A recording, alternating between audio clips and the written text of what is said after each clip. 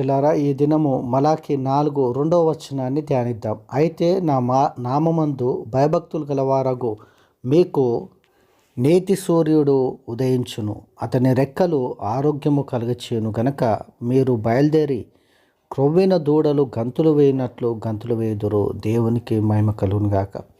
దేవుని బిడ్డలారా, ఎవరైతే ఆయన నామమందు భయభక్తులు కలిగి ఉంటారో, ఎవరైతే భయము భక్తి కలిగి ఉంటారో వారికి నీతి సూర్యుడు ఉదయించును.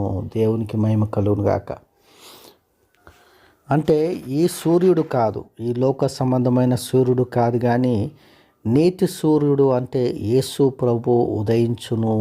యేసు ప్రభు మన మీద ప్రకాశించును, మన మీద ఉదయించును అని వాక్యములో మనం చూస్తూ ఉన్నాం. ఎంత గొప్ప విషయము దేవుని బిడ్డలారా, ఎంత ఆశీర్వాదకరం. దేవుని యందు భయభక్తులు కలిగి ఉండుట ఎంత దీవెనకరమో మనం ఇక్కడ చూస్తూ ఉన్నాం.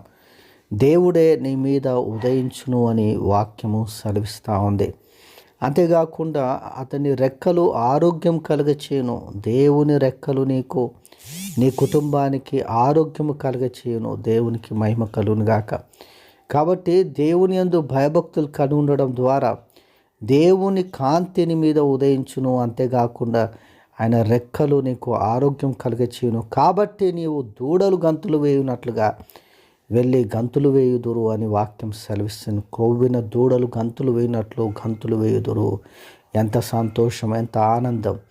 నిజముగా దేవుని బిడ్డలారా, దేవుని యొక్క ఆనందంలో మనం జీవించాలి. దేవుడిచ్చే ఆరోగ్యం అద్భుతమైనది, ఎంతో ఆనందకరమైన సంతోషకరమైనది.